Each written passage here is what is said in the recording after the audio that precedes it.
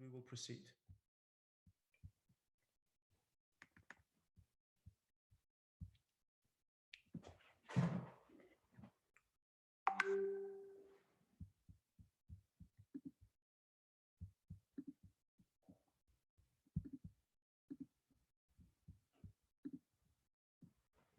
Sorry.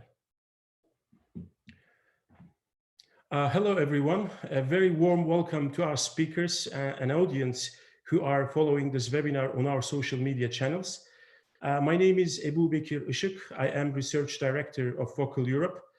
We are really pleased to host this webinar on Europe's main foreign policy challenges in 2022, and we look very much forward to the discussion today. Thanks to our very diverse panel today, I think we will have the opportunity to make sense of many topics and focus on different matters, as the challenges faced by Europe are of different nature and certainly on multiple fronts. So initially, the panel will address the situation in Ukraine and the most recent developments with Russia. As you know, the significant evolution of the status quo over the past months and weeks also puts into question the credibility of the EU's attitude towards Russia. I think, in other words, while the tensions are high between Moscow and the West, the EU's response to Russia in 2022 will be certainly critical, and we look very much forward to hearing our speakers' thoughts and opinions on the matter. This being said, we would have wanted also really to take a closer look at the relationship between EU and Africa, and particularly the upcoming EU-Africa summit. However, Ms. Soraya Rodriguez, the chair of European Parliament's delegation to Pan-African Parliament, whom we invited for this webinar, has just informed us that she doesn't feel well and therefore she will not be able to join the webinar.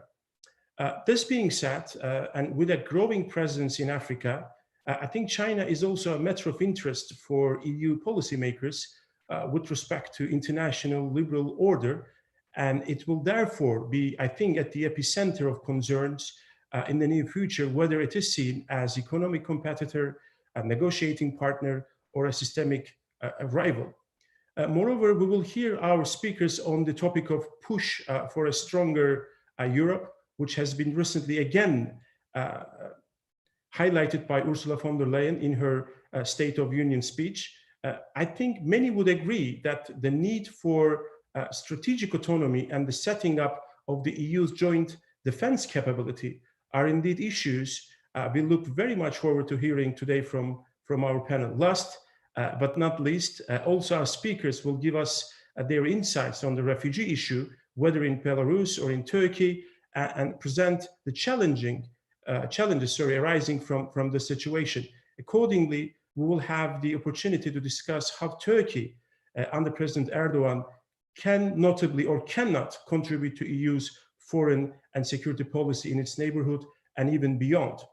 This all being said, today's panel will discuss and analyze the topics from diverse perspectives and exchange on the possible EU actions regarding these issues. Thank you very much. Elena, the word is yours.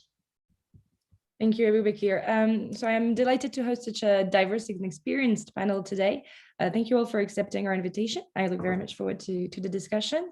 So I am Elena de Rouvroy, and I am a researcher at Vocal Europe. We are glad that this event will be, as Ebu Bekir just said, live streamed on our social media channels, so Facebook, Twitter, and YouTube, and it will be recorded as well, so it remains available after the live. We are thrilled that our Twitter account has reached over 30,000 followers, and we know that our audience has been looking forward to this morning, to this event. If anyone in the audience who is following this webinar should raise some questions or remarks, we will try to let you all of you know during the Q&A at the end of the webinar. So as you probably already know, each of you will initially have the floor for 7 minutes, and then 3 more minutes during the Q&A at the end. So our first speaker today will be Witold Waszczykowski. Please correct me if I say that wrong. Thank you for joining us today. Mr. Waszczykowski is a Polish politician and member of the European Parliament since 2019, where he is notably today the chair of the Parliament's delegation to Ukraine. He was Minister of Foreign Affairs between 2015 and 2018, and member of the Polish Parliament from 2011 to 2019. During his career, he has also been Deputy Chief of Poland's mission to NATO, Ambassador to Iran, and Chief Negotiator with the US on defense missile. Thank you so much for being with us. As Abu Bakir just said, our second speaker, Maria Soraya Rodriguez Ramos, will not be able to join us today. Our third speaker today is Dick Roach. A warm thank you for joining us. Mr. Roach served as Minister of State for European Affairs in Ireland from 2002 to 2004, and then again from 2007 to 2011. And between these two mandates, he was also Minister for the Environment, Heritage, and Local Government. Mr. Roach is today a consultant in public policy and Vice President of the European Liberal Democrat and Reform Party. Our fourth speaker today is Ambassador Raoul Delcourt. Thank you for making the time to be with us today. Mr. Delcourt has been a member of the Belgian Diplomatic Service since 1986. He was notably posted to the OSCE in Vienna, the UN in New York, Islamabad and Washington, D.C., as well as ambassador to Sweden, Poland, and Canada. He has also been Deputy Director General for Multilateral Affairs and more recently, Director for the Middle East North Africa Division at the Ministry of Foreign Affairs in Belgium. He has an extensive teaching and researching background and focuses on EU affairs, multilateral negotiation, and the evolution of Western diplomacy. Ambassador Ümit Yardim is our fifth speaker. Thank you for accepting our invitation this morning.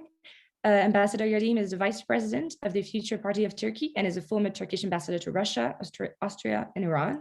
During his career, he has also served at various levels in Turkish embassies in Pakistan, Greece, Azerbaijan, and Portugal.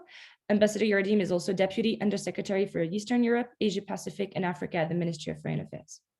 So with such a diverse panel, I am sure the following discussion will be thrilling and insightful, and we look forward to listening to our distinguished speakers here at Vocal Europe.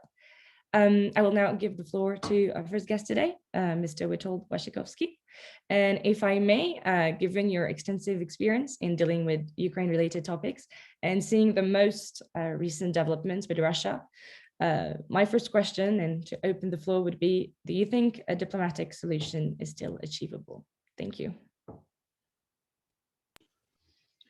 Thank you. I'm connected from Brussels, so here in Brussels is before noon, so I will greet you just by saying good morning.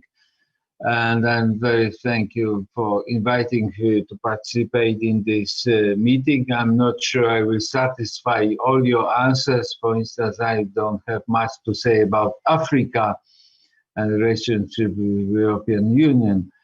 But of course, I will try to concentrate on the thing which I think is a main challenge right now for the not only European Union or Europe, but whole transatlantic area, which is the conflict between Russia and Ukraine. And let me emphasize once again, conflict between Russia and Ukraine, because sometimes, especially here in Europe, there is a very popular Russian saying that this is a Ukrainian crisis. No, this is a conflict between Russia and Ukraine, which was initiated by Russia by annexation of Crimea and thereby initiating the rebellion in Donbass. I think that I do not have to remind the participant in the panel, but because this is the open panel for the viewers, so let's remind the others that Mr. Putin some years ago mentioned that the collapse of the Soviet Union was the biggest tragedy in the history of the world and in the history of Russia. That means that Putin is trying for those which is left over from the Soviet Union for the Russian Federation to recreate the status of the former Soviet Union. To do this, he needs to, of course, bring back some former Soviet Union republics like Belarus, like Ukraine, like Kazakhstan. Those are the biggest one. And his maximum plan, or plan A, is to come back to the situation 1960s, 70s, 80s, that the whole world was ruled by the Dyad, United States and Soviet Union, and those who are old enough, they remember that the whole world was waiting from one summit to other summit, from Helsinki to Reykjavik, from Reykjavik to Geneva, and so on and so forth. So he would like to come back to this situation that the whole world was ruled by two superpowers. So for this reason, he needs to reunite some territories which were lost by the Soviet Union. It's a difficult task. Of course, it's a possible task, but probably will not be implemented to such an extent he is dreaming of. It will be very difficult to recreate, the Soviet Union. So he's got the plan B, also plan minimum, to strengthen the power of Russia as much as possible and recreate something which historian knows as a concert of powers, which was ruling the world in 19th century. And he is much closer to this situation. Although recent American administration of President Biden allow him to dream about the recreation of Plan A, because Biden offered him a special possibility to keep the dialogue with the White House, and offered him several concessions, especially in the area of arms control, very, I would say, lucrative for contemporary Russia. So the conflict between Russia and Ukraine is not only about grabbing some territory or changing the regime, so to speak, in Kiev, but this is a conflict, this is a part of the bigger picture to rewrite the security architecture of the transatlantic area, or the bigger area from Vancouver to Vladivostok, and turn back the time. I mentioned about Putin. Let me mention also about Mr. Ryabkov, who was very outspoken, the Deputy Minister of Foreign Affairs. A few weeks ago, he mentioned that the security architecture in the transatlantic area is supposed to be back to 1997. Let me remind you that the enlargement of NATO started in 1999, 2 years later. So he wants actually not only to change the deployment of the NATO troops, but also change the accession, change the membership of some countries in the European Union and in NATO. This is unacceptable, of course. We cannot violate the principles which were organized, created, and we stick to them for the last 30 years. First of all, NATO is keeping the doors open. So we cannot promise Mr. Putin that NATO sooner or later shut the door, will not be offering membership to other countries. The second principle is that each country in Europe has a possibility, has a right to choose its own way of development. Those who are democratic, they can choose the domestic way of development, but those who are not democratic, like Belarus, of course, they do not have this possibility. But of course, all other countries, they have a possibility to choose their own path of alliances. And the third, I would say, principle, this is OSCE principle, for instance, that we do not accept any kind of special zones, zones of special influence near abroad, or things like that. Everything what Putin, Ryabkov, and others want is to violate all this principle and to promise to give the guarantees to Russia that we'll come back and turn the time to 1990s. This is unacceptable. Now, coming back to the conflict between Russia and Ukraine, how we can stop, how we can de-escalate de-escalate, or how we can, let's be more ambitious, how we can stop Russian aggression. And I propose 3 steps. First one is to deprive Russians funds for making this aggressive policy possible. They are making mostly money selling raw materials, especially gas and oil. If we stop them possibility to export, especially gas, large abundance, large quantity of gas, especially to Western Europe, we will deprive them the possibility to accumulate resources to develop a huge military might. But speaking about the sanctions, we cannot stop only on Nord Stream 1, Nord Stream 2, things like that. We have to think about SWIFT, expel them from the financial deals based on dollar. But also, I would suggest that sanctions supposed to reach to the Russian celebrities. We have to impose sanctions on those people in Russia who support Putin's imperialistic policy and who make a living on this.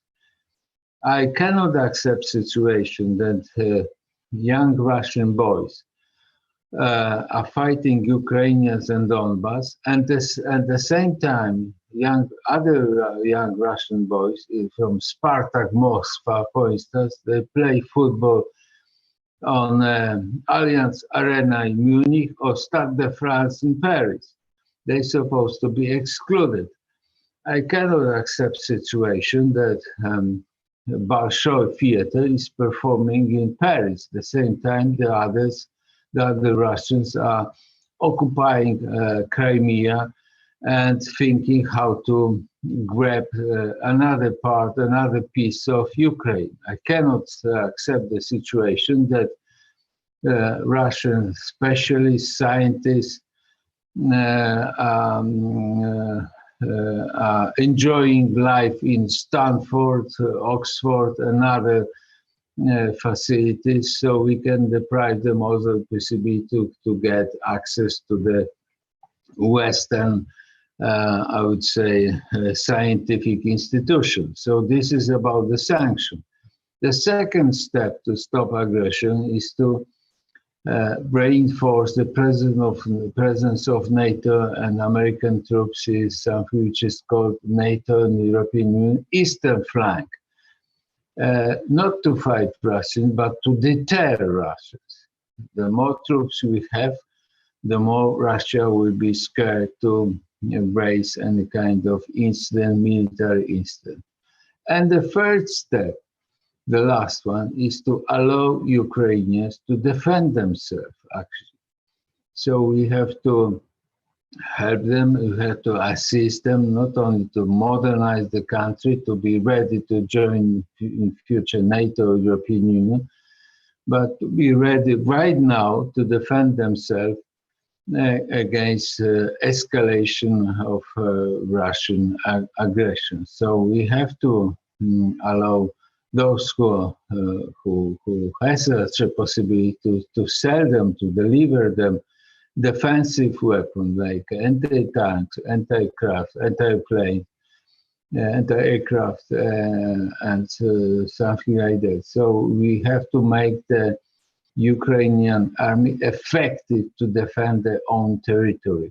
We cannot forget, for instance, although this is completely different situation, but I remember that in 1930s, for instance, in the domestic conflict in Spain, also most Europe decided not to provide the weapon for the republics, but the others were providing weapons for fascists in Spain. So legitimate government who won legitimate way democratic election in Kiev supposed to be supported by international community and has a right, supposed to has a right to defend themselves. So those three steps: sanction, deterrence, and assistance for Ukrainians to allow them to defend themselves. So I think I exhausted my time. So thank you very much. Thank you very much. That was extremely interesting and perfect timing. I will now give the floor to our second speaker, so Dick Roche. As an opening question, maybe I could start. Maybe heads of state have recently highlighted the need for a stronger Europe. In your view, will 2022 be a turning point for European strategic autonomy?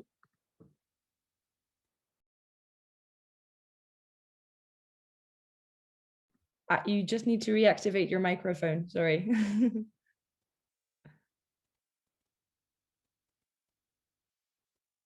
We can't hear you yet. It's normally on the bottom left. That should be it, yeah. Perfect, yeah. Thank you. Oh, okay.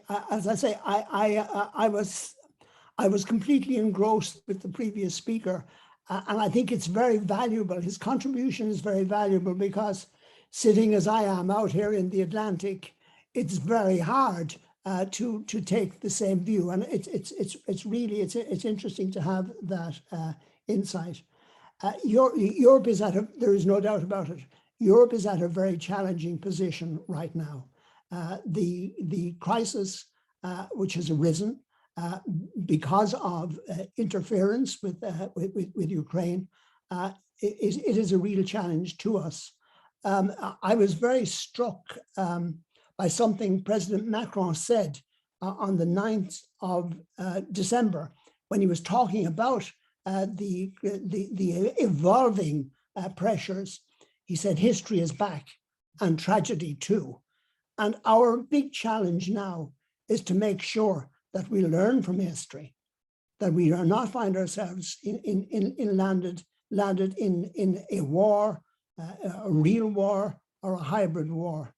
My personal view is that the risks at the moment are high and rising, but it's not inevitable, I think, that there will be an attack on Ukraine. I think it's terribly important that we not be overly alarmist. I think that the US and certainly the UK language in recent days seems alarmist. Kiev has had a more cautious approach, and I think there's a different read from France and in Germany. There is a real irony, of course, to where we are talking about Europe and the role of Europe. Again, going back to Macron, he made the point that the whole Balkan area is that their future is Europe and in Europe, and Europe has to work very closely to make that the case. The real irony at the moment, however, is Europe is really not a player. Europe, in the sense of the European Union, and we need to be aware of that. There was an interesting point made by Antony Blinken in recent days when he spoke about Ukraine's future as being as being dependent on a democratic and a European path. So that was a good sign. I personally am very concerned at the dissonance and the divisions that we have at the moment. I notice, for example, I read a lot of American material every day. I notice that there's a very hostile attitude towards the German or the French approach in this. And I think whatever our differences, we should try and keep them between ourselves and not have them broadcast, because divergent views, open hostility, divisions would be joy, music to the ears of Mr. Putin and people who want to play on our differences. So how do we look forward? I'm not sure about sanctions, and there's a number of reasons why I say that. First of all, I actually think that Russia has planned very carefully for where it is. The Russian economy has been tanked for some years, and their markets have tanked. I also believe, and there was a comment, I think, yesterday in The Guardian about this, that Russia seems to have amassed a very significant cash stockpile in preparation for sanctions. So they may be able to weather sanctions more than we have factored into these discussions. And the third point, I think, is that Russia has very much factored the asymmetric leverage that it has available to it from the point of view of energy in particular into its calculations. I'm not sure if Russia were to turn off the gas in any time soon. It would certainly hurt Russia, but it would do an awful lot of damage in Europe, particularly in a cold winter. And they may be able to withstand the problems that would arrive quicker than we could. They also, I think they're also counting, and certainly part of the, I've no doubt, part of the arithmetic in Moscow has been the disunity and the distractions that have been a feature of Europe for the last while. Going back to President Macron, he said that the key part of resolving the pressures, particularly for the Western Balkans and for the Ukraine, is to actually help to build on, to help them to build on their European future, to recognize that they are Europe, they are part of Europe, their future is in Europe. Now that all speaks to the wider issue, and that is the question of European sovereignty. And what is European sovereignty? And what do we mean by European sovereignty? I believe Europe needs to be far more coherent in its policies, and I think it needs to have a clear view as to its sovereignty. My personal view is I'm very close to the United States. I always have been. Everybody in Ireland is very close to the United States. I think that while the United States is our greatest friend, it is also a friend that can do us a lot of damage. We need to see the world through European eyes. We don't necessarily need always to be dancing to the tune of Washington. So we need to be careful that we do not become a pawn in the game. And going back, and of course, Mr. Karnowski was absolutely correct. Anybody of our age group well remembers the Cold War years and well remembers this world, this bipolar world where there were two superpowers and they were playing a game and we were the ping pong ball on the table. And I think that was never healthy, never ever healthy. And I wouldn't like to get back to that position.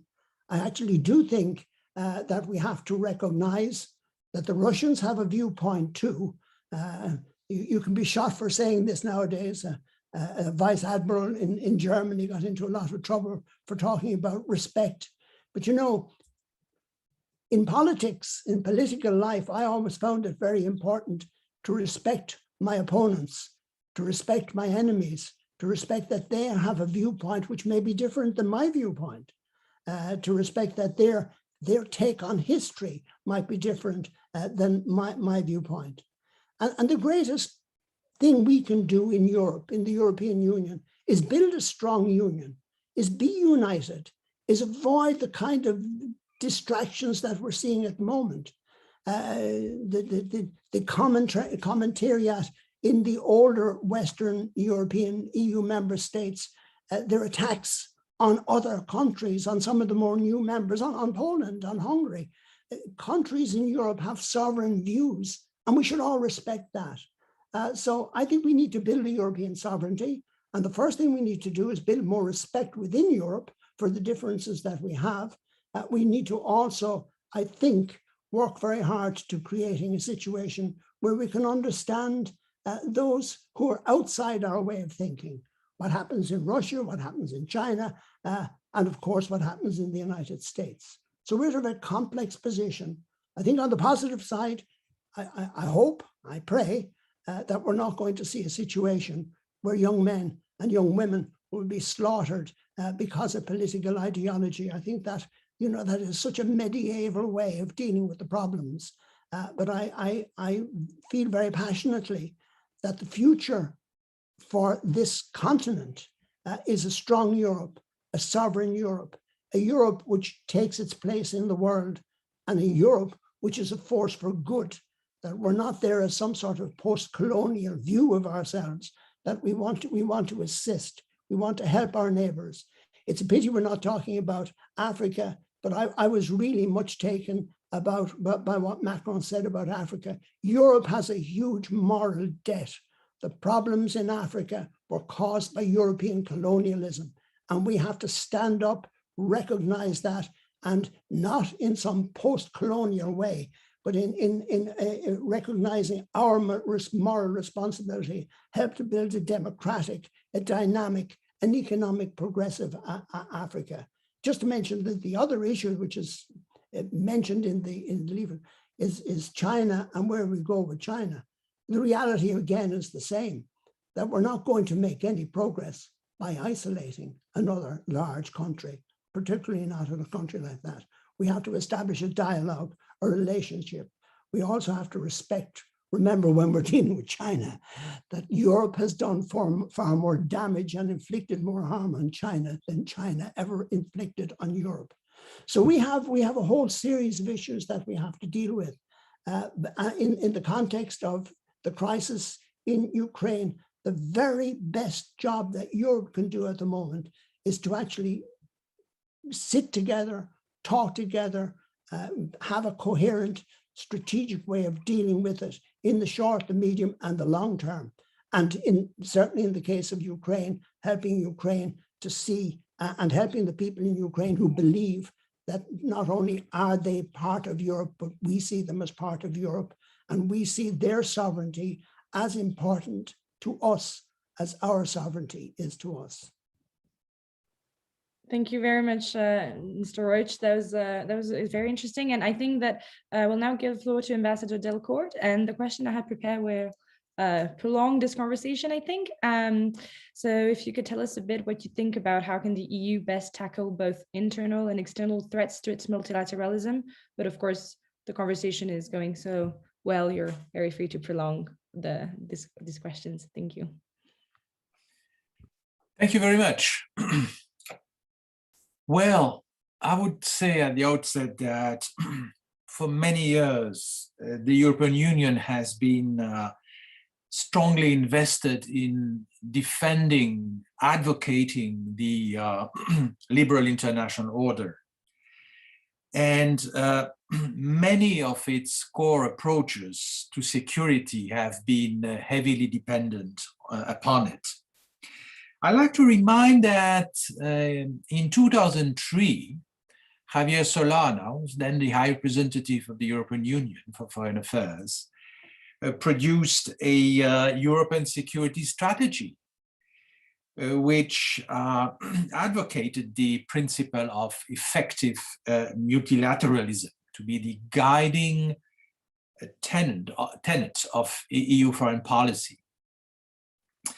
And this became really the, if you like, the core element, which was, or the main engine of the EU foreign policy for a while.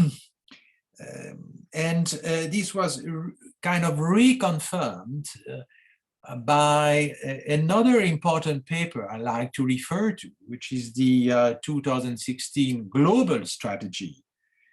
And I want to quote here this document, which was produced by Mrs. Mogherini. Quote, the EU will promote a rules-based global order with multilateralism as its key principle, and the United Nations has at its core, unquote. So at the end of her term, the EU High Representative Mogherini in 2019 insisted that the EU support for the multilateral order was stronger than ever.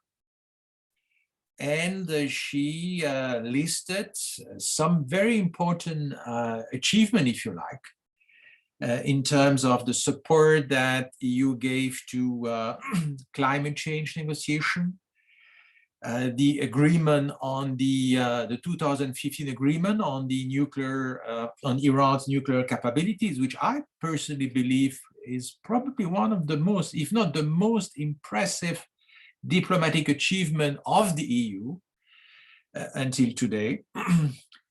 Arm control treaties, the involvement of the EU in the WTO was quite substantial. So, and therefore the EU has a kind of had a new strategic agenda based on, and that's the key word which you would see everywhere, a rule-based international order. Now, are we still today in 2022 following the same line? Yes and no. There is a shift. There is something new happening, including in the rhetoric of the new High Representative, Josep Borrell. Borrell has explained, and I want to quote that because this is again very interesting, we're going to act multilaterally if we can, autonomously if we must. So this notion of strategic autonomy has gained prominence, you know, mainly as a prompt defense and security capacities, separate from multilateral operation. So we are kind of shifting gradually from the effective multilateralism of Solana to a kind of post-multilateralist order. And I'm ready to, I mean, this is my approach, and I'm ready to open that for discussion, of course. But again, what the word geopolitical mean? What does it mean when you, the president of the Commission advocates that the EU should be more geopolitical? What does that mean? How do you understand the sentence by former Chancellor Merkel arguing that the EU need to reposition itself strategically? When the Dutch Prime Minister Mark Rutte argued that, and I'm quoting again, the EU needs a reality check. Interesting. The EU needs a reality check. Power is not a dirty word. Realpolitik must be an essential part of Europe's foreign policy toolkit, unquote. So you understand that there is a shift, and we are at the beginning of this shift. The EU's new tone internationally was probably also related to its own difficulties. We had the Brexit, we had some illiberal drift among some EU member states. We had to go through a difficult financial crisis. All this has, of course, affected our posture in the EU. And so where do we stand now? And I will kind of conclude with this. Well, allow me to kind of produce here a kind of a qualification which I would mention as smart multilateralism. You know, like the Americans are speaking of smart power. It is a kind of a new balance between flexibility and inclusivity.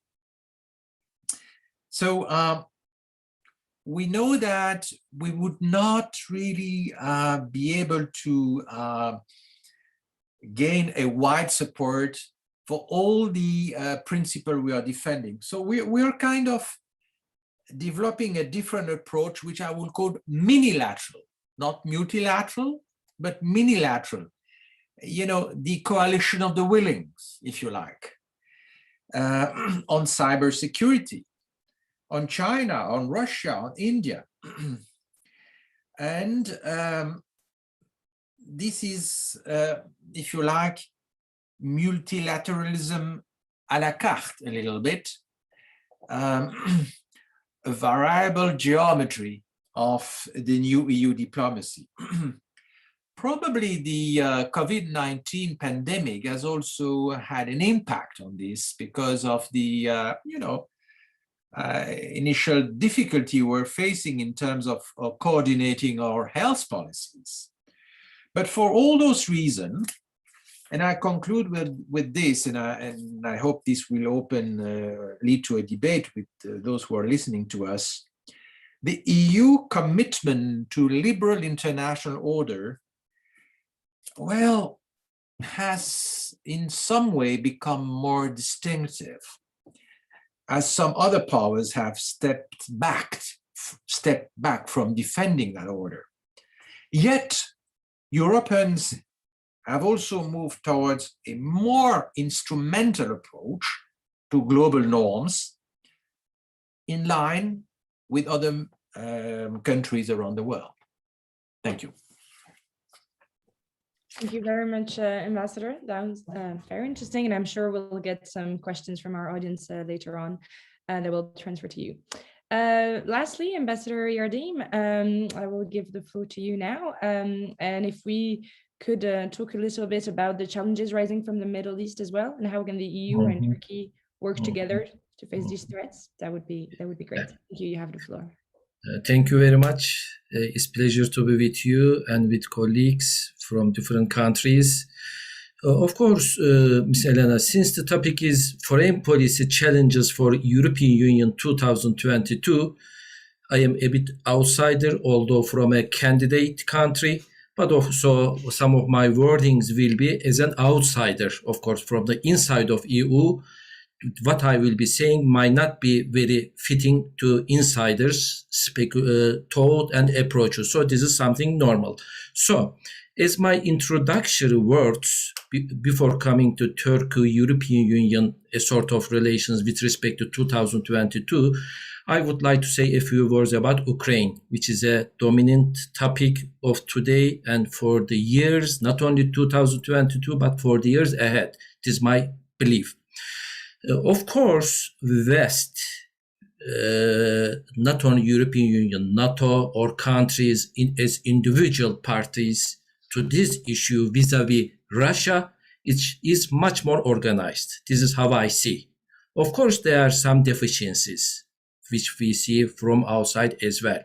But if I compare the issue like 2014 Crimean annexation, or the issue Russia's annexation of half of the Georgian neighborhood, I find it today vis-a-vis Russia, the West with all parties are in a much more organized situation, and they are really showing their muscles.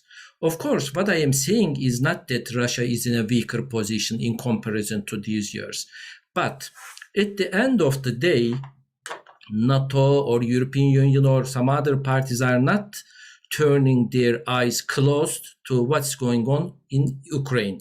So, arising from this point of view, my final analysis will be is that I don't give a chance, of course, as a human, it will be devastation for everybody, that there will be a major clash or a sort of warlike situation, hopefully, wishfully, during the 2022 and forward on this issue regarding Ukraine. But of course, the environment always changes. There are always probabilities. But at the moment, given circumstances, this is how I see the developments. But of course, when we are evaluating Russia's view of Ukraine, I think I generally make a sort of differentiation between what Mr. Putin or Russian deep state or Russian intellectuals had seen the disintegration of Soviet Union. Most probably, what they meant with regards to Ukraine plus Belarus is different than what they were thinking about Caucasia or Baltics or Central Asia. I am in the belief that Russia, Moscow was very much aware that they will not be able to control disintegration of Soviet Union with respect to Baltics, Caucasus, and even Central Asia to a certain limit. But how they see Ukraine and Belarus is their final point. Because any Russian intellectual not only is a matter of Putin or deep Russian state, Ukraine and Belarus are almost, of course it's questionable, but almost the same world together with Russian Federation. So Russia is also showing its muscles. The West is also better organized than 2014. So they will find a midway. What will be? Of course, I am not a politician, but this week I will be waiting the response of NATO plus United States vis-a-vis the proposals of Russia. So Ukraine in this context will be a really challenge, not only 2022, but for the future years ahead. This is how I see. Maybe they will find a sort of balancing way, but of course we are not in a position, we will never accept that Russia can propose that either Ukraine or any nation globally cannot become a member of NATO is something which is never possible to accept. So Russia will have to understand. So having said this, let's turn to our major topic of today, which is EU challenges for foreign policy for European Union for the year 2022. Again, as an outsider, from a candidate country, I would like to underline that I see, Ms. Elena, rather than the regions or items or topics, I would like to focus on coherence and unity as the most important and major challenges for European Union, again, for the coming decades, not only for 2002. What I mean, we have an example, which is currently Ukrainian example. In the past week, for instance, Kazakhstan, or let's take the issue of China. How is it going on relations? I will share some of my thoughts, for instance, with respect to China in a few words. But so it is really difficult to see a very unity and coherent policy on these really very vital issues. Of course, I don't know. I mean, how is it discussed within EU circles, let's say the Ukrainian issue? But sometimes I feel that even Ukrainian leadership is felt a sort of betrayed because of some approaches of lacking coherence and unity. I don't want to name any country or state, but for instance, the position of Germany or the position of Poland, countries, EU members bordering the European Union, I regret to see that they are really differentiating. And this is the issue which Mr. Putin thinks will be the most important gain from this crisis. Mr. Putin or Russia or Moscow or Russian deep state, for my understanding, they are very much aware that they cannot invade. There will not be a concept of invading Ukraine. But once they see that different views which are not discussed inside the doors, but openly discussed, openly shared with the global community and openly broadcasted through social media with respect to Ukraine divergence, I think psychologically Mr. Putin thinks this is his greatest gain from this crisis. This is not something new. Even in the last NATO summit, 14 June, Brussels NATO summit, when we look at the final declaration or new vision declaration 2033, the main focus was keeping NATO intact, more disciplined NATO intact and unity and growing sense of transatlantic relations. So I think a sort of they were referring to such kind of issues. Divergence inside, but totally united coherence towards outside. So this is it. So when we come to, I would like, while passing, but please, Ms. Elena, please inform me when I have a time limit, so I will stop.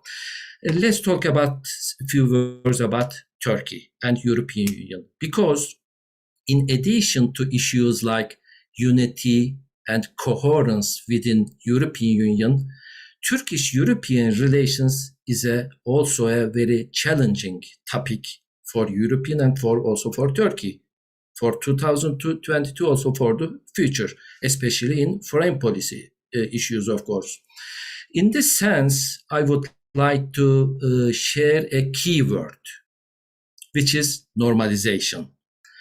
We can talk about a lot of issues concerning Turkey and European Union, especially on foreign policy issues.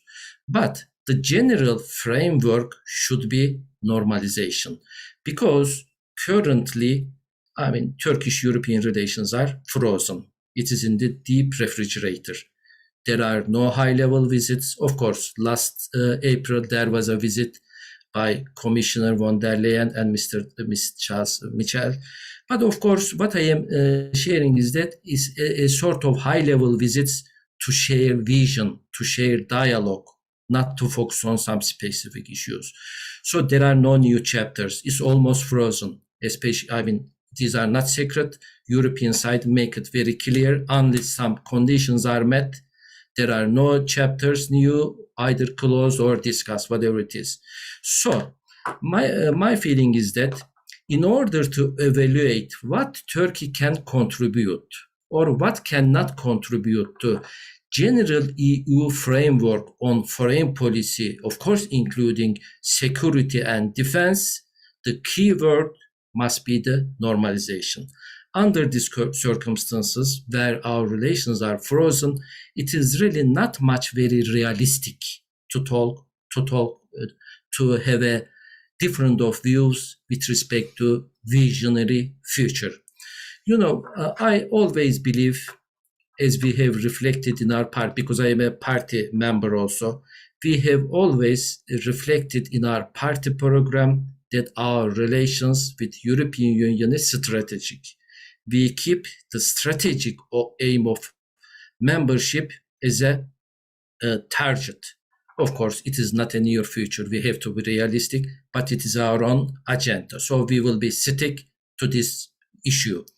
We are ready as Turkey, especially our party, I have to say, because I cannot talk in behalf of my government, because there are some issues which we are radically different from each other. Robert Schuman has a really very important wording, which says Europe needs a soul and ideal and the political will to serve this ideal. I do believe that given normalization of Turkish-European relations, Turkey may have a lot of contributions in his field. When I look at some resolutions, documents, or policy papers of European Union leaders with respect to policy, foreign policy issues, really, I always find and subscribe myself to those wordings, because what they are mentioning, Ms. Elena, are also the topics which are mattering to Turkey, from Latin America to Africa, China, Russia, Ukraine, Middle East, because we have to know that new Turkey, Turkey, in comparison to the 60s, 70s, or beginning of 2000, the first years of current government, we do not limit our foreign policy vision to only classical areas of interest, like not Middle East, not Balkans. As a Turkish diplomat, I am very happy to share that after having served so many years in Turkish diplomacy, our interest is Latin America, Africa, Eurasia, Balkans, global, all issues, of course, within the realistic limitations of our economy and power. This is something else. Turkey and Europe can do a lot. For instance, one question may be refugee issue, which you have already. I know the hindrances, I know the obstacles, and I know the current picture of today.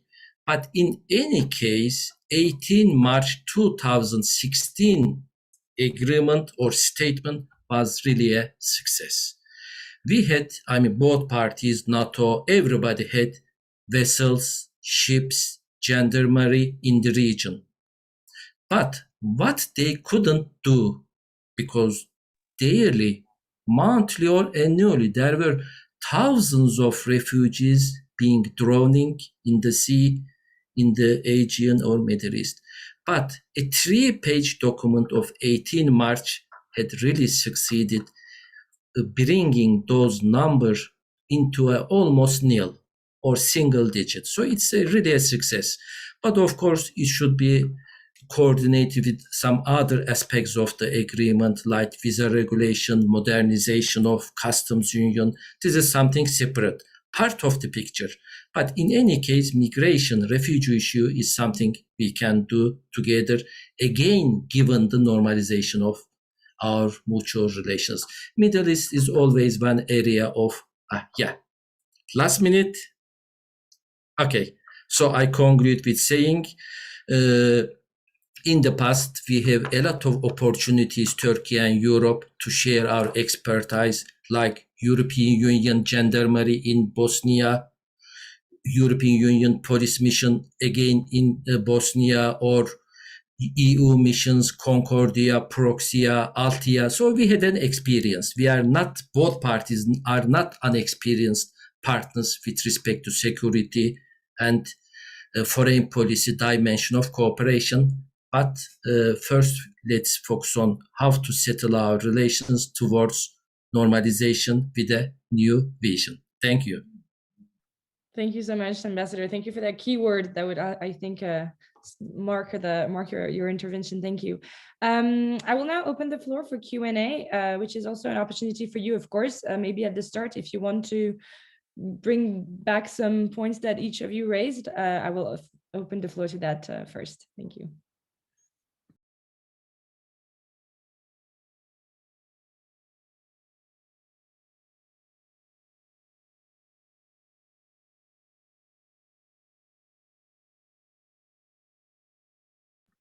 If not, I do have a first question for Mr. Waszczykowski.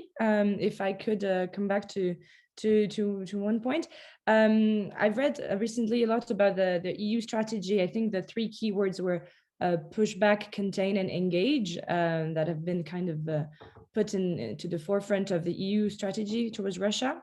Do you think that is still relevant, or do you think that is something that could evolve with the current situation? Thank you.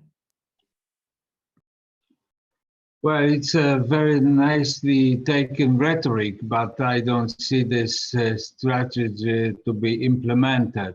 Actually, we heard in the last 2 weeks Joseph Borrell, who participated in the AFET committee, it's a Committee of Foreign Relations of the European Parliament, and he mentioned openly, European Union is not a security institution. It's not created, not organized to provide security.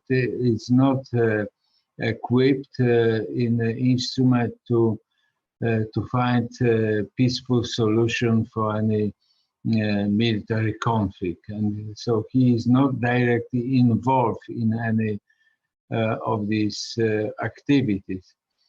Well, it's a departure from the position of the European Union, because for the last 2 years, we heard from Ursula von der Leyen that the European Commission is a geopolitical commission.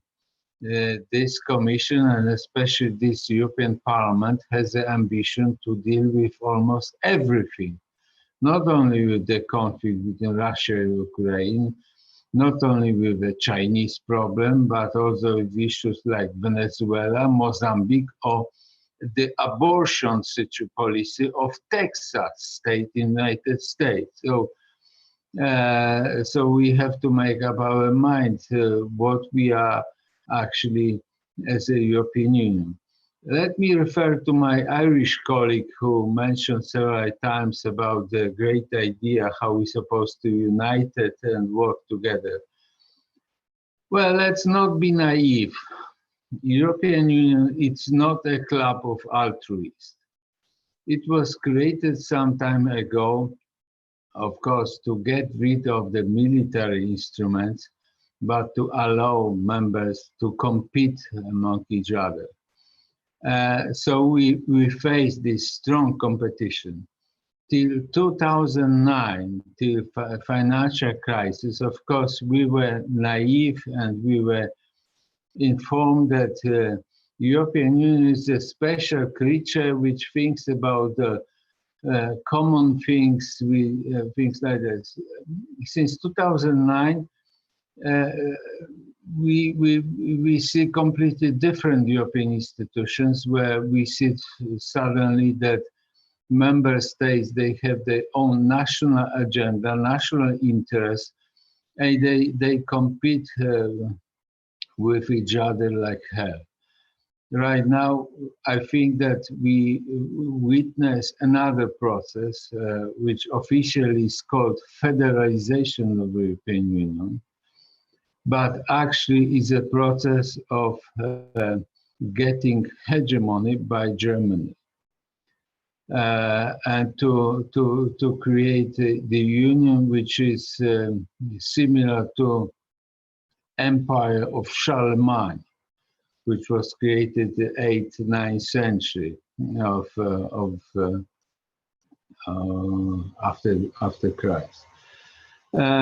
This is a dangerous situation because that means that European Union will be ruled by the biggest country and institutions will take care of the interests of the bigger country or the biggest country. We wouldn't object federalization, but the problem is that in European Union we do not have democratic criteria how to elect or select central authority. Central authority which is going to rule the whole institutions and at the same time to take care of the interests of all the countries. So far we have institutions like the commissions, like the tribunal, which are overtaken by liberal left majority in the European Union, and they are waging the ideological war with the conservative parties, with conservative government. So it's a kind of a turning point right now in the European Union, which direction will go this institution. Are we going to survive as an institution which is taking care of economic prosperity, social prosperity of the people of Europe? Are we going to turn these institutions into a political instrument which is going to be governed and ruled by the biggest country of Europe? So we have, unfortunately, outside conflicts at the gates, like Russian, Ukrainian. And if we have such a conflict, we have a burning borders, we cannot start thinking how to build a fire department. It's not time right now to discuss about the strategic autonomy, compass policy, a new strategic document on Mogherini board or something. We have to rely on the tested institutions like NATO, like transatlantic cooperation with the United States, because without the United States, we would have lost World War I, World War II, Cold War, Balkan conflicts. In all these conflicts, we were safe only because they came, the cavalry came from the other border, other part of Atlantic to save Europe. So we have to cooperate with them, not to think about the new artificial institutions right now. Thank you. Thank you very much. I see that Ambassador Delcourt has mastered the Zoom reaction, so I will give the floor to Ambassador Delcourt, and then I think Mr. Roach, you would like to take the floor too. Perfect. Yes, thank you. I have a point of order. I'm surprised that this exchange, which was until now rather open, is taken to a more, has become politicized by the last speaker. I want to underline that I do not agree with the words which were used to qualify the European Union as an hegemony, as an institution which is going to be transformed into an hegemony by Germany. Neither I see the reconstruction of the empire of the time of Charlemagne, nor I would agree with the qualification of the liberal left influencing the decision of the EU institution. I would therefore ask the coordinator of this webinar to bring us back to a more serene exchange. Thank you.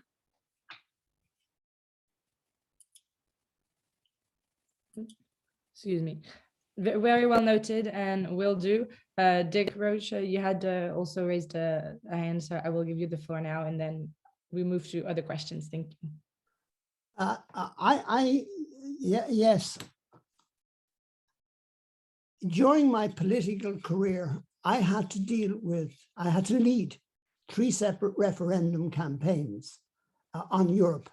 The referendum campaign on the Nice Treaty, the first and the second referendum campaign on the Lisbon Treaty. And the point was always thrown at me in Ireland, because Irish people absolutely, they have an inherent, inbuilt desire to protect their individual sovereignty and the individual sovereignty of this nation. And I can understand well the point that our MEP colleague Wyszynowski has made. I can understand Polish sensitivity. I want to show you, I can if I say, this is a picture which will be well recognized. That picture is the famous photograph of the little boy walking from the Warsaw Ghetto. I got that photograph when I was 12 years of age. And I always had it hanging. I had a copy of it hanging on my office in government buildings. I have a copy of it hanging on my office here at home. Wasn't thinking of this direction or anything. The point is that that was Europe then, for all its flaws, for all its many divisions, all its many problems. Europe is a much, much better place now. By pooling small amounts of our sovereignty, we have created something which is absolutely unique. And I think we should value that. But we should also respect the views of other countries. And I am a liberal at heart. I'm former vice president of the ALDE, the Liberal Party. But I sometimes get very, very disturbed about how illiberal liberals are. When I actually hear commentary about Poland or about Hungary from people who I don't think have invested in the history of those countries, I feel very upset. I feel upset for my colleagues in Poland, my colleagues and my friends and my fellow European citizens in Hungary. We're not going to strengthen the European project by pointing accusatory fingers at each other. So we do need to respect the fact that there is a huge diversity of opinion in Europe. And I would certainly not like to see Europe moving away from that respect. I think the point, that there were some really interesting points made. I mean, just going back to the issue of Turkey and Turkey being in the waiting room to join Europe for so long. There is, I've always felt, a disrespect towards Turkey. And yet we call on Turkey to deal with difficult issues such as the issue of the refugees. We're far from perfect in Europe. So we need to, our strength is that we do have dramatic differences. I personally don't see any, I don't see any evidence that we've gone too far in one direction or the other, but we do need to understand that there are sensitivities within the 27 member states. My proudest day in politics was the day of joining back in 2007, when 10 European countries joined the Irish presidency. 2004, when 10 European countries joined with the then EU. And I remember standing beside the then Polish president, who had tears in his eyes, in the Phoenix Park, where the Irish presidency has its office, or the Irish president has his home, and celebrating the fact that Europe was coming together. We haven't had enough moments like that. But what we should do now, I think, is see that the threat from the threat to another European country gives us an opportunity to express to the world what we as Europeans stand for. We're for peace, we're for progress, we're for respect for other countries. We don't want to be a superpower, but we also don't want to be a ping pong ball for any superpower. So I think that's why I celebrated much of what President Macron had to say, and I wrote about it recently, that it seemed to me that most presidency programs nowadays they articulate an administrative and a bureaucratic timetable. I think he was trying to say there's a different role for Europe to play, and I think we should look at that. But most importantly, I think we need to stop finger pointing in Europe. I think we need to respect the fact that there are 27 sovereign nations, each with their own history, and that we have to respect that there are differences amongst us as well as common objectives. Thank you. I see being raised from Ambassador Yardim and Mr. Waszczykowski. Just to can I just briefly say, because I have to apologize because I have another assignment. I have to say goodbye because I have another thing to do. I'm sorry, I thought that will last about 1 hour, but I just want to say briefly that I'm very surprised by the comments of my Belgian colleague, because this is not a scientific seminar. This is a discussion among the politicians. I'm connected with you from European Parliament, which is this is a nest of 700 politicians. So the appeal not to politicize debate, it's a bizarre. We are talking about the European Union, which is a politically oriented institution, where is the arena of live political debates, and this kind of claims that we're supposed to turn away from politics. It's strange. But thank you very much for having me. I would like to come back maybe sometimes if you try to organize this similar debate, but I have to come back to other duties. I'm very sorry that the Parliament is working all the time. So thank you guys, all the best. It was great to participate. Bye-bye. Thank you, bye. Thank you. So, well, I was going to give the floor back to Ambassador Delcourt right afterwards, but so I'll proceed with my question for Ambassador Yardim, who hasn't spoken in a while, to bridge to what Mr. Roach was saying.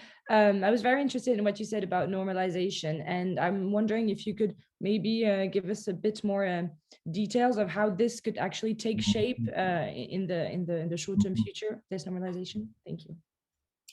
Of course, I will return back to your question in a few minutes, but when I had seen your policy paper that you have extended to us, as I said, as a topic, major foreign policy changes in 2022, there is one paragraph, EU's relationship with China. So I would like to share a few sentences so that I will be in the framework of your topic.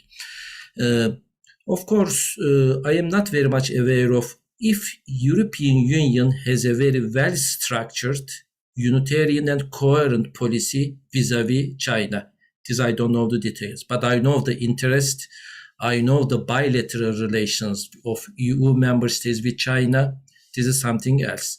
But I sometimes see that there are some elements which may differ as far as the bilateral members are concerned vis-a-vis China.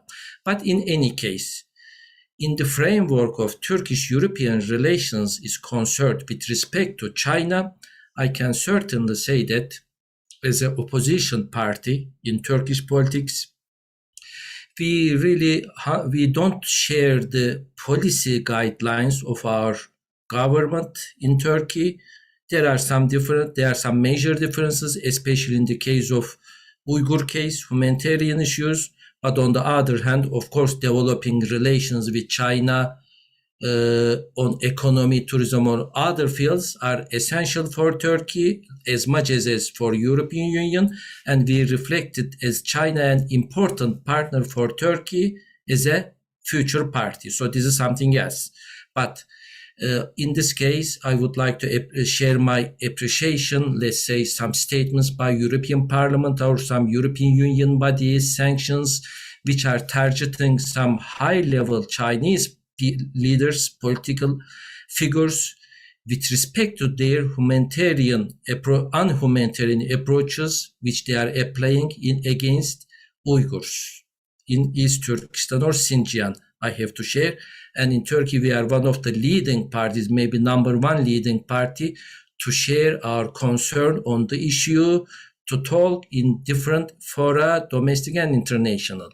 So this is it. And of course, my thanks go to European Union Parliament, which they have approved in the Hong Kong resolution last week, calling for a diplomatic boycott to Beijing Winter Olympics. But I see that it is not shared with all member states of the European Union. It's something different. And another question in your framework of policy challenges in 2020 was that I am supposed to touch Turkey S-400 issues, Turkey's security relations with Russia. A few words.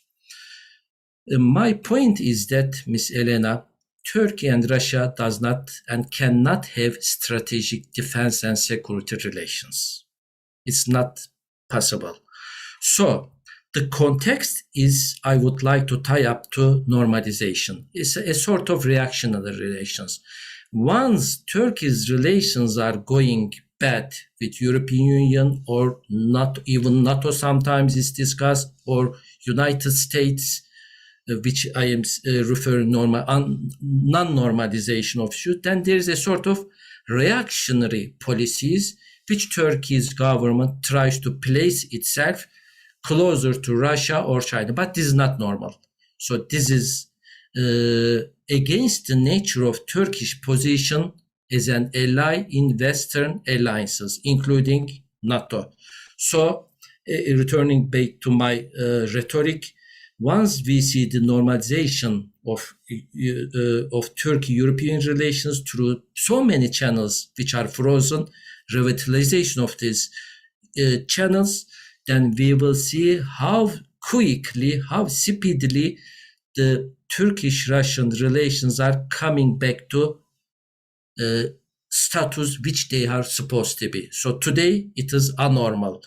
In this case, we are very much critical of S-400 issues as well.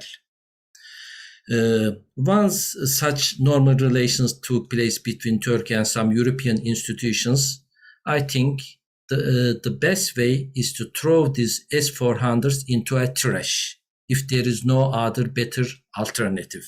So this is just a temporary transition period. So now nobody should think that it is part of a very strategic, high-level, visionary relation between Turkey and Russia. This is impossible. Of course, we value highly, like China, Turkish-Russian relations. It's a neighborhood.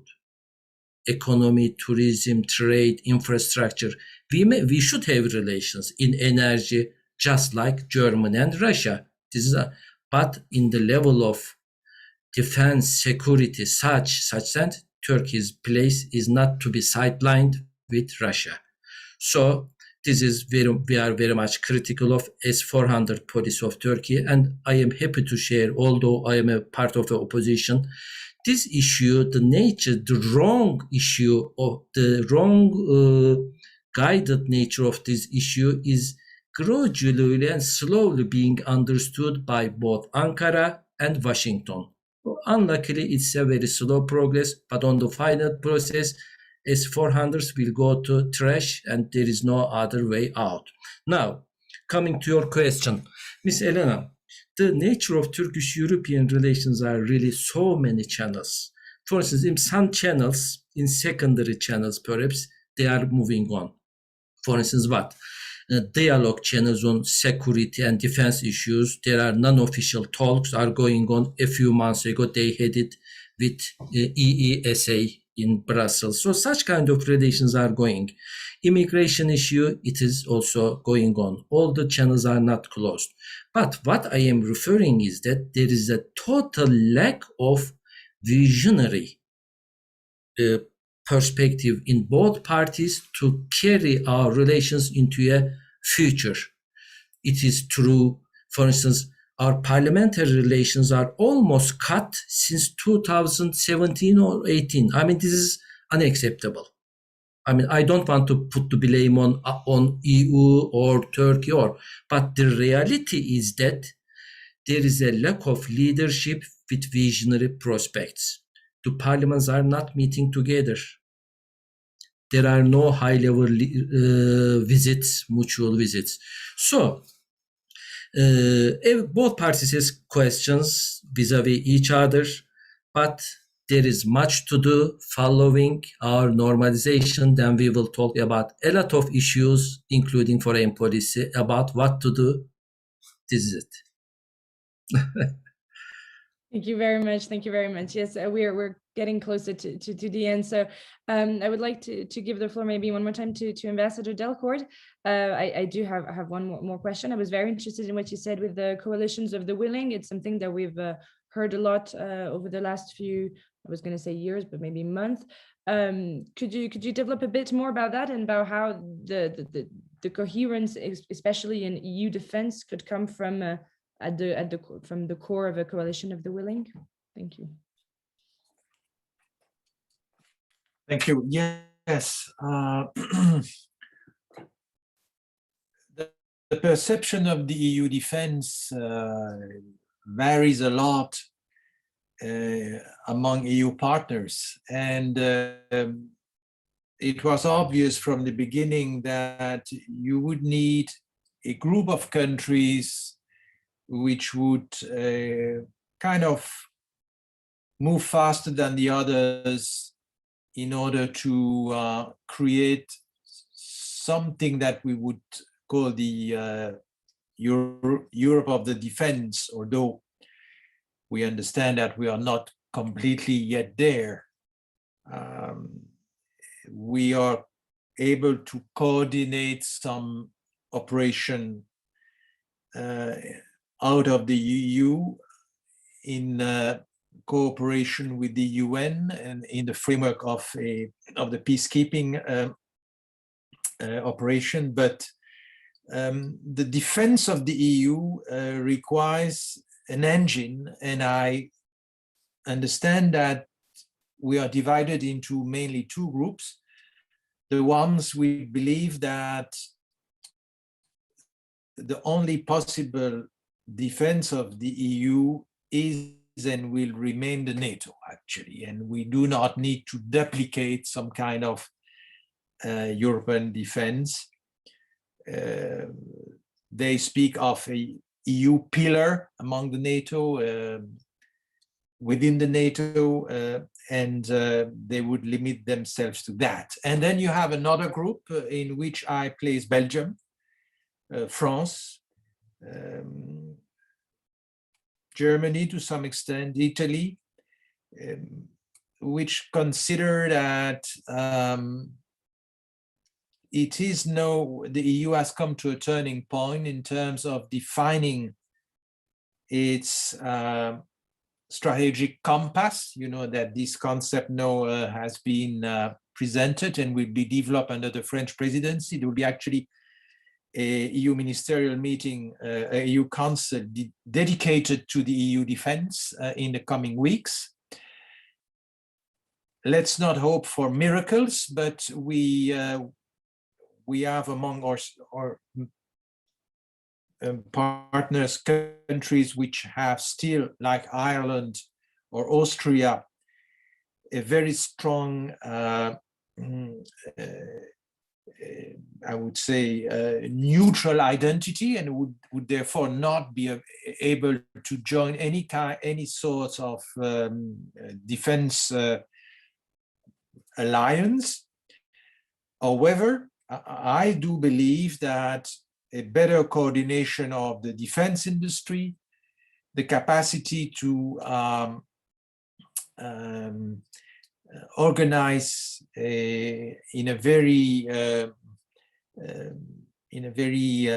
short term a military operation, thanks to the deployment of a battle group. We have battle groups existing only on papers, unfortunately, and all this are the ingredients of the EU defense, and I do believe that those countries I've mentioned are part of this coalition, the willing, which can lead the others to this important goal. Thank you very much, Ambassador. It is close to the time to end our webinar, but if any of you would like to have one more minute as some sort of a closing statement, you're very welcome to do that. And otherwise, I will thank you soon and give the floor back to Ebubekir. Thank you.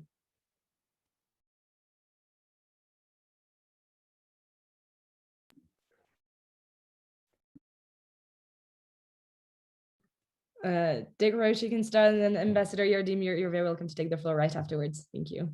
Okay. Yeah, well, there's actually so much to say and so little time in which to say it. I actually go to Ambassador Yelen's point about respecting the fact that Turkey has particular positions. I 100% agree. My views for a long time is that Europe's treatment of Turkey has not been kind, and it is certainly not. It does not stand us in any good stead. On the issue that was mentioned a couple of times about China, I first visited China way back in actually 1979, and in the years since I've been there backwards and forwards, and I advise a very large Chinese company. I think Europe would make a terrible mistake if we follow the sort of Trumpian policy that the previous presidency in the United States put into play. The idea that we should demonize a whole nation. No nation is perfect on anything. Issues, of course, there are issues on which we all have concerns, but to actually decide that you're going to demonize a whole nation or to use some of its economic achievements as a negative lever, I think is not a good way for Europe to go. I think we have to learn better that we don't have all the solutions in Europe. Sometimes we project ourselves as if we thought we knew all the answers. We don't. Sometimes we are some of the big, we have actually caused a lot of the problems in the world. We have a moral responsibility towards Africa, which unfortunately we didn't have time to discuss. But I also think that going back to the point I came in to make, I have a sympathy for the point that that Ambassador Yarlin was making. I think Europe, I think it is a very, I wasn't aware of the dearth, the drop off in high level contacts. It would be sensible from everybody's point of view if, for example, parliamentary contacts with Turkey were established. Yes, there would be cases where we differ, but sure, if we're friends, we should respect each other and we should respect ourselves enough to differ with respect. And sure, sometimes when we do differ, if we meet and we debate and we discuss, we meet some middle ground. So I think that was a very important point that the ambassador made, and it's certainly a point I would actually support. Thank you. Thank you very much, Ambassador Yardim, for a closing statement. Yeah, thank you. I was planning to share my thanks for this really interesting and excellent conversation which you have been moderating. I am thankful to Mr. Ebubekir Işık and to you, Ms. Elena, and as well as my colleagues from Ireland, Belgium, and Poland, and hope to see you on other occasions as well. Thank you very much for everything.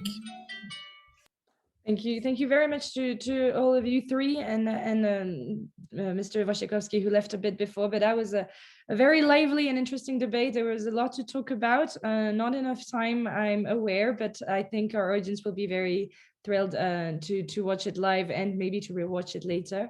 Thanks to all of you. We hope to see you soon at Vocal Europe for another webinar, interview, anything in the sort. I thank for our audience for watching, and you can find the link soon to rewatch it later. I thank you very much, and everyone have a good afternoon and a good day. Thank you. Bye-bye.